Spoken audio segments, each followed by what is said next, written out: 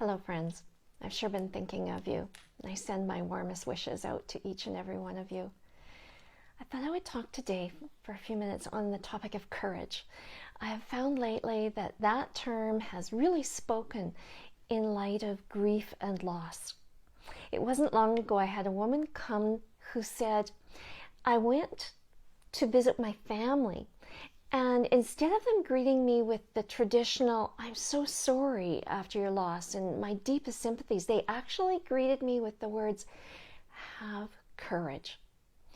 And when she said that, I felt that truth just ripple through with a really empowering feeling. Have courage. Well, friends, here we are. It feels like the world is kind of tipped on its axis, and we are trying to find this new normal, and it's a journey. And I think courage is a really important quality for us to draw on and to recognize that we have the capacity for courage. When those people said that to that woman, it was like they believed in her capacity for courage.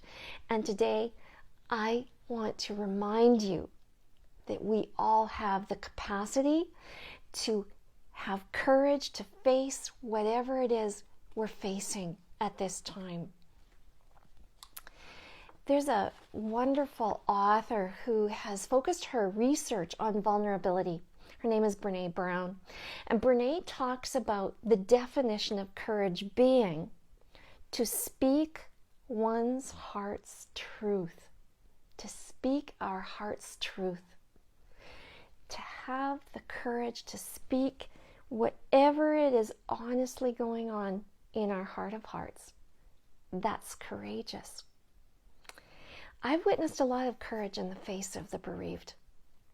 I've seen the courage it takes just for that person to get up and out of bed in the morning. The courage it takes for a person to walk into a grief support group or into the support face-to-face meeting. We commend people who walk in that front door for the courage that it's taken for them to do that. It might be that they sat in that parking lot for quite a while before they mustered up the courage to walk in the door, but they did it. And it's such a thing for us to honor that courage. The courage to maybe make a phone call. The courage to go out in public after a loss. There's so much courage. Even the courage to answer their own question when they check in with themselves of how they are, or to answer the question of another. The courage to say, I'm not okay. Grief author Alan Wolfelt says, the capacity to love requires the necessity to mourn. To honor your grief is not self-destructive or harmful. It is courageous. It is life-giving. So how do we tap into courage? How about starting with an affirmation? And one of the best affirmations for courage is the Serenity Prayer. I encourage you to think about saying it with these words. I have the serenity to accept the things I cannot change. I have the courage to change the things I can. And I have the wisdom to know the difference. And when I encourage people with saying affirmations, I encourage them to say it several times, putting a different emphasis on a different word each time. So the first time saying it, I have the serenity. The second time saying, I have the serenity. The third time saying, I have the serenity. I have the courage. I have the wisdom. And as you do, feel those words resonate through you and feel the electricity that happens when you do. And consider that every cell of your body is listening and standing up at attention as you honor that courage. That's one way, an affirmation. Another comes from something as simple as holding a little rock with the word courage on it. Not long ago, when I was doing a ceremony, I took one of these rocks and I put it in the hand of the bereaved. And that person said, I found the courage when I held that rock, and it was that rock that got me through. So that's another way. Hold on to something, an icon of hope that reminds you of the courage. Another is just start by practicing with being honest with yourself. How am I really today? And answer honestly.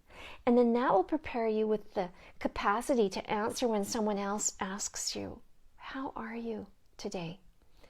And be honest. Maybe today I'm okay. Maybe today I'm not okay. Maybe today's a really hard day, or maybe today is just unbelievable. It's courageous to be honest with our answer. There is courage within each of us, and I like to consider it being like a little pilot light inside of us, and that when we fan the flame, when we practice using it, then we feel a greater capacity. We feel it as a resource at the ready. Sometimes it's helpful to consider who inspires you by their courage. And I bet you can immediately think of an example. Someone that I'm inspired by is Celine Dion. She is this great performer with the magnificent voice. But she's had profound loss. And she's navigating that so courageously and so honestly.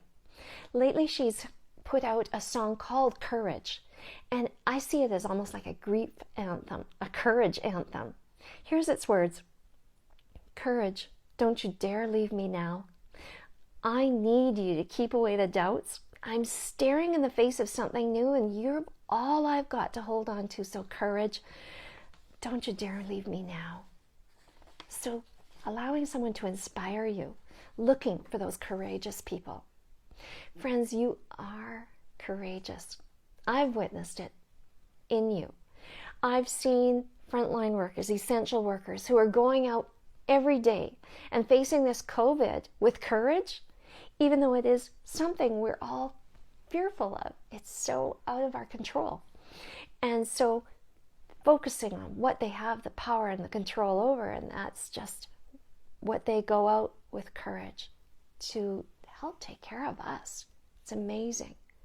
I see the courage in businesses who are trying to adjust their sales and navigate and evolve in new ways to face this new reality that we don't know how long this reality is going to last, and so how are we going to navigate it?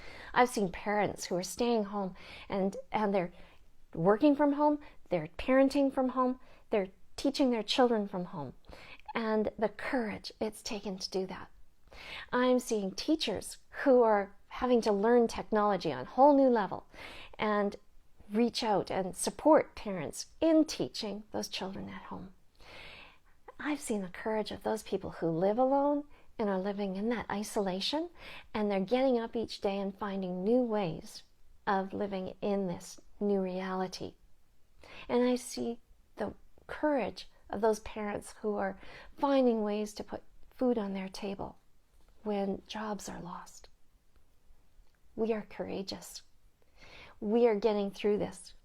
We are getting through it together, apart. I believe in you, and I hold you in my heart. Take care.